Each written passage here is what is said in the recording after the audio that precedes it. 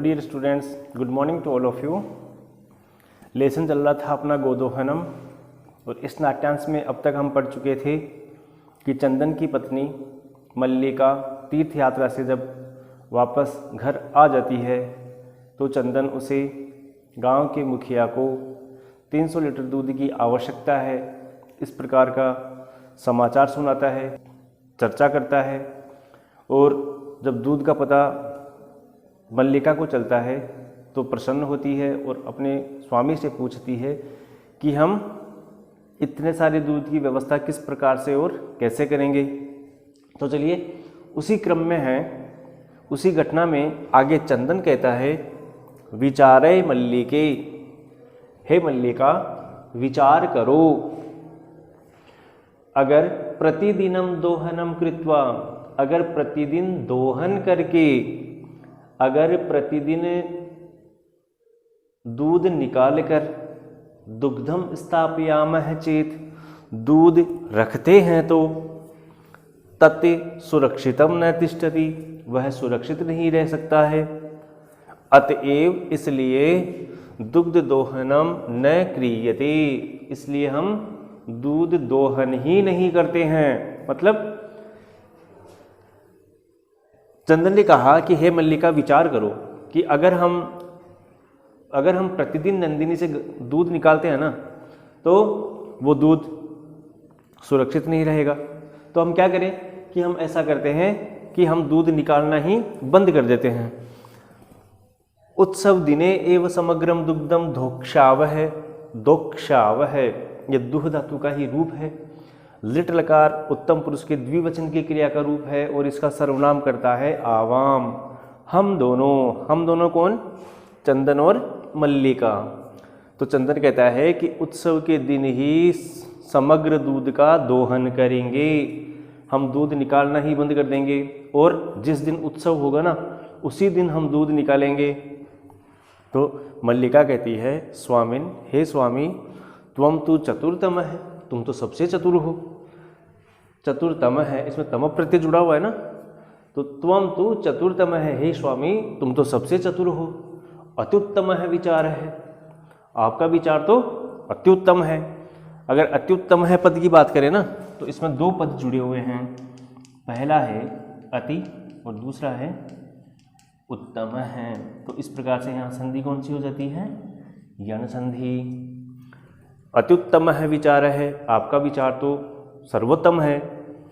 अधुना दुग्ध दोहनम विहाय, अब दूध दोहन को छोड़कर, विहा और लेप प्रत्यय, अब दूध दोहन को छोड़कर केवल नंदिन्याः सेवाम एव करिष्यावः, अब हम दूध निकालना छोड़कर केवल नंदिनी की सेवा ही करेंगे। नंदिनी कौन? नंदिनी इस चंदन की जो गाय है उसका नाम है। इधर करिष्याव है जो रूप देख रहे हैं ना, करिष्याव है, आगे आएगा प्राप्स्याव है, इधर है धोक्षाव है। धोक्षाव में मूल धातु दु है, करिष्याव में मूल धातु क्री और इधर प्रय उपसर्ग आप धातु। तीनों ही जगह लिट लकार उत्तम पुरुष के द्विवचन की क्रिया का रूप है। तो अब दूध दुहना छोड़कर केवल नंदिनी की सेवा ही करेंगे। अनेन, इससे, अनेन जो देख रहे हो ना ये है इदम शब्द पुल्लिंग तृतीया विभक्ति का एक वचन। अनेन, इससे, इससे किससे? दूध दुहन को छोड़ने से। अधिकाधिकम दुग्धम, अधिक से अधिक दूध, मासांते प्राप्स्यावः, महीने के अंत में प्राप्त करेंगे। इससे अधिक से अधिक दूध को महीने के अंत में प्राप्त करेंगे। महीने के अंत में अधिक से अधिक दूध कैसे प्राप्त करेंगे? प्रतिदिन दूहना छोड़कर हम दूध उसी दिन निकालेंगे जिस दिन उत्सव हो। तो उससे क्या होगा कि हमें इस गाय से ढेर सारा दूध प्राप्त होगा। इस प्रकार की दोनों योजना बना रहे हैं और ऐसा विचार करके द्वावेव, दोनों ही, इस द्वावेव पद की बात करें ना तो इसमें दो शब्द जुड़े हुए हैं। पहला तो है द्वाउ और इसी में जुड़ा हुआ है एव। तो यहाँ संधि कौन सी हो जाएगी? अयादि। कैसे? द्वय जो रूप देख रहे हो ना, इसमें औ स्वर जुड़ा हुआ है, ठीक सामने एव। तो अयादि संधि में ए ओ ऐ औ स्वरों के स्थान पर क्रमशः है अय अव आय और आव आदेश हो जाता है। और जो ए ओ ऐ औ जो स्वर है वो एच के नाम से जाने जाते हैं। तो औ परिवर्तित हो जाएगा आव में, स्थिति बनी द्वय प्लस आव प्लस एव। अब इन तीनों स्थितियों को वापस जोड़ दो, आ जुड़ जाएगा द्वय में तो रूप बन जाएगा द्वा, वय में सामने का ए जुड़ जाएगा तो वे, और एक बचा हुआ वह, रूप बना द्वावेव। दोनों ही धेनो सेवायाम निरतौ भवतः। भवतः भू धातु का रूप है, लट लकार है, प्रथम पुरुष के द्विवचन की क्रिया है, क्योंकि द्वौ एव दोनों ही, दोनों कौन, चंदन और मल्लिका। धेनु शब्द की षष्ठी विभक्ति का एक वचन है और सेवा शब्द की सप्तमी विभक्ति का एक वचन है। तो दोनों ही गाय की सेवा में निरत हो जाते हैं, लग जाते हैं। अस्मिन् क्रमे, इस क्रम में, कौन से क्रम में, गाय की सेवा के क्रम में। वो कौन कौन सी क्रियाएं करते हैं देखिए। अस्मिन् क्रमे, इस दौरान, घासादिकम गुड़ादिकम च भोजयतः, उस गाय को घास और गुड़ आदि खिलाते हैं। कदाचित, कभी कभी, विषाणयोः, विषाण यानी सींग, विषाणयोः दोनों सींगों पर, तैलम लेपयतः, तेल का लेप करते हैं। तो उस गाय की सेवा के क्रम में वो क्या करते हैं कि उसको घास और गुड़ खिलाते हैं, और कभी कभार तो गाय के सींगों पर तेल की भी मालिश करते हैं। और तिलकम धार्यतः, तिलकम धार्यतः, गाय के तिलक लगाते हैं। रात्रौ, रात्रि में, निराजनेन अपि, दीर्घ संधि हो जाएगी यहाँ, निराजनेन का अर्थ होता है आरती करके भी। तोषयतः है, दोनों प्रसन्न करते हैं। और कभी कभी तो रात्रि में उस नंदिनी गाय की आरती या पूजा करके भी उसको प्रसन्न करते हैं। तो चलिए एक बार फिर से देखते हैं। इस प्रकार से दोनों ही गाय की सेवा में लीन हो जाते हैं। इस दौरान घास आदि और गुड़ आदि का भोजन कराते हैं। कभी कभी सींगों पर तेल की मालिश करते हैं, गाय के तिलक लगाते हैं, और रात्रि में आरती आदि करके भी उसे संतुष्ट या प्रसन्न करते हैं। चंदन है, चलो इसी घटना में आगे क्या है। चंदन कहता है मल्लिके आगच्छ, आओ। कुंभकारम प्रति चलावह है, कुम्हार की ओर चलते हैं। किसकी ओर चलते हैं? कुंभम करोति इति, यह कुंभकार है। अरे मिट्टी के पात्र बनाने वाला कुंभकार मतलब कुम्हार। मल्लिका के, चंदन कहता है हे मल्लिके आगच्छ, आओ।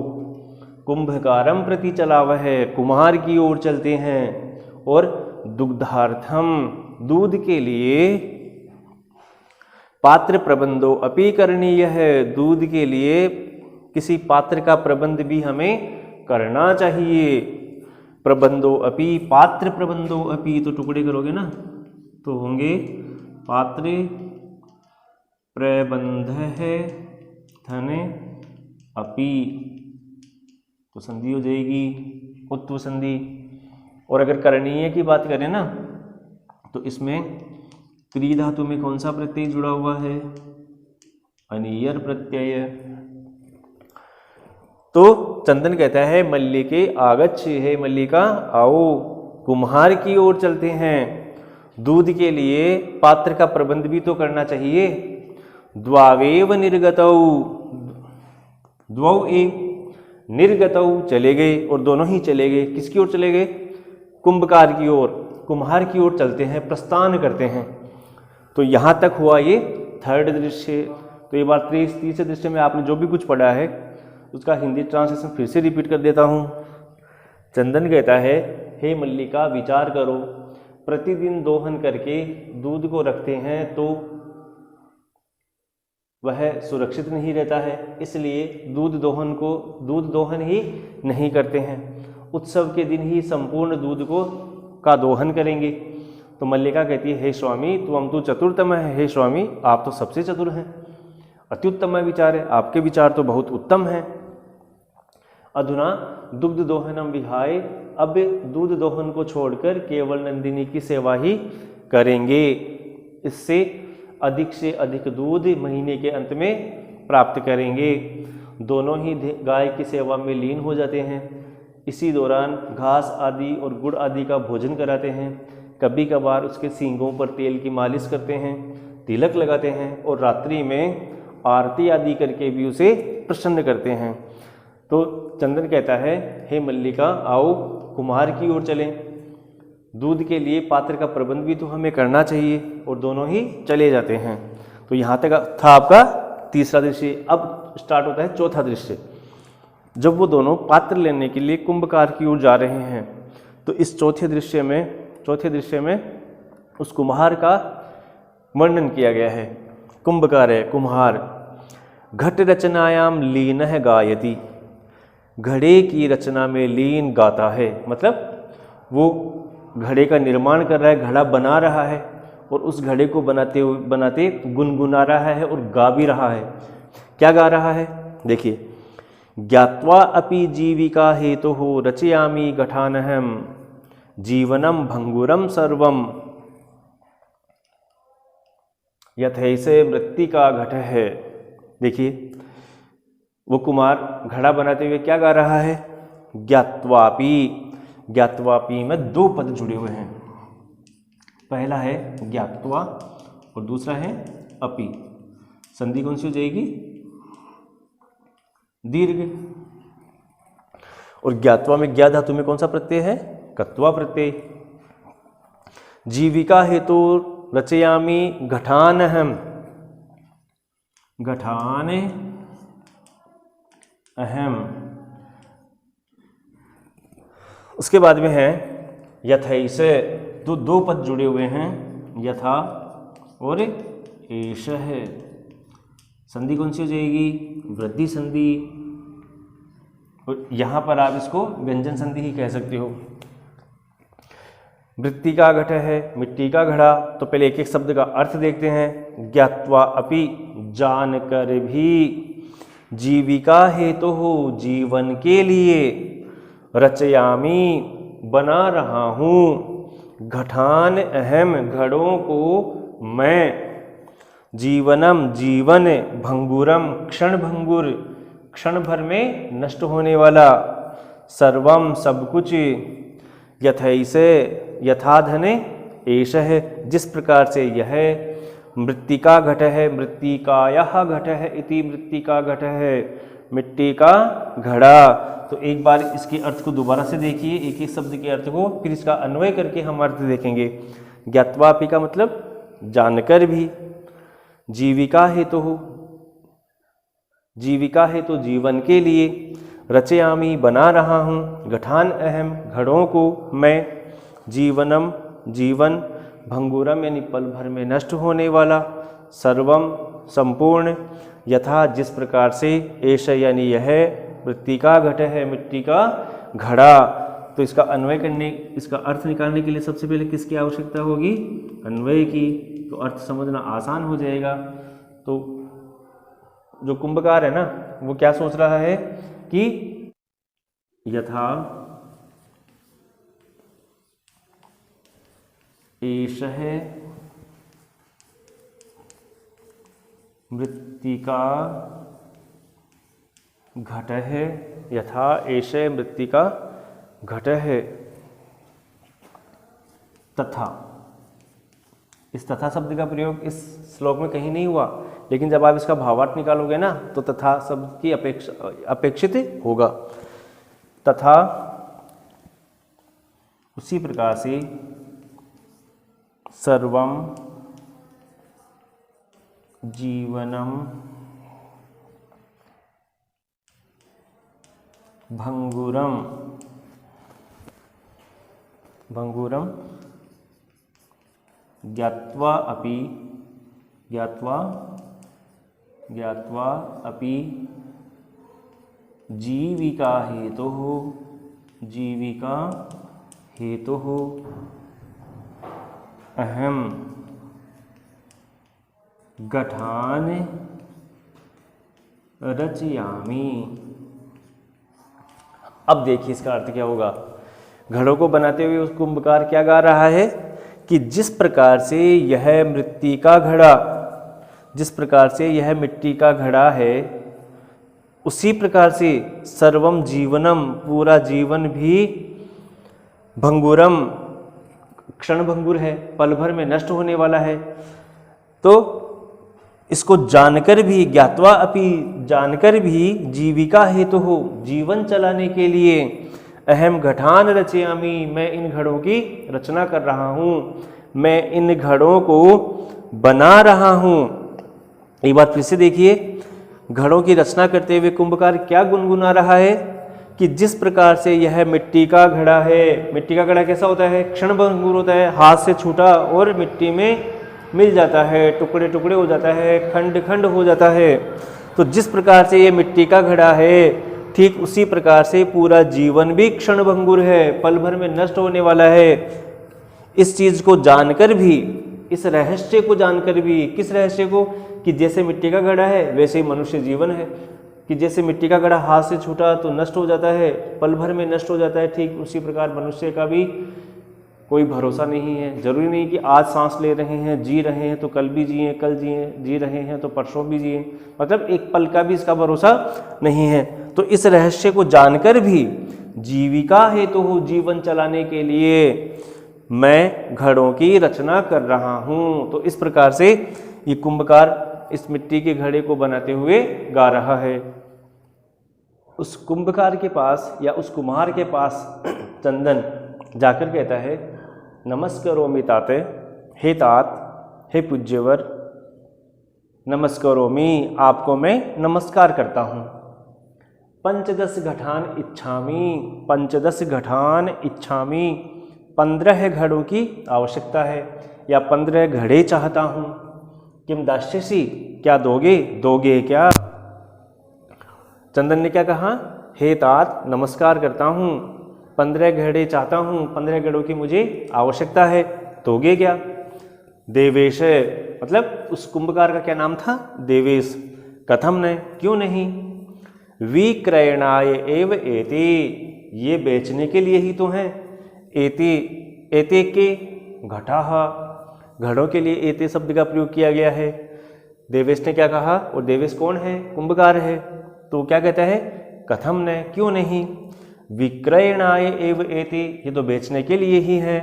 गृहाणे घटान, घड़ों को लो, घटान घड़ों को, गृहाणे लो। 570 रुपये काणी च देही, 570 रुपये काणी च देही, और 500 रुपये दे दो।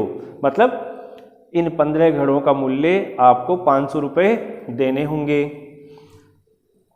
चंदन कहता है, साधु, ठीक है, परम मूल्यम तो दुग्धम विक्रीय एव दातुम शक्यते, किंतु ये जो मूल्य है, ये जो घड़ों का मूल्य है, वो तो मैं दूध को बेचकर ही देने में समर्थ होऊंगा, या दूध को बेचकर ही दूंगा। देखिए, विक्रीय पद की बात करें ना, तो इसमें वी तो उपसर्ग है और धातु कौन सी है, क्री, और प्रत्यय कौन सा है, लप। देखिए, इस क्री में और इस क्री में अंतर है, ये शायद मैं पहले आपको बता चुका।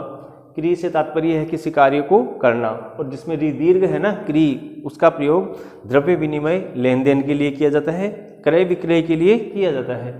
तो विक्रीय, बेचकर, दातुम, दा धातु में कौन सा प्रत्यय है, तुमुन प्रत्यय।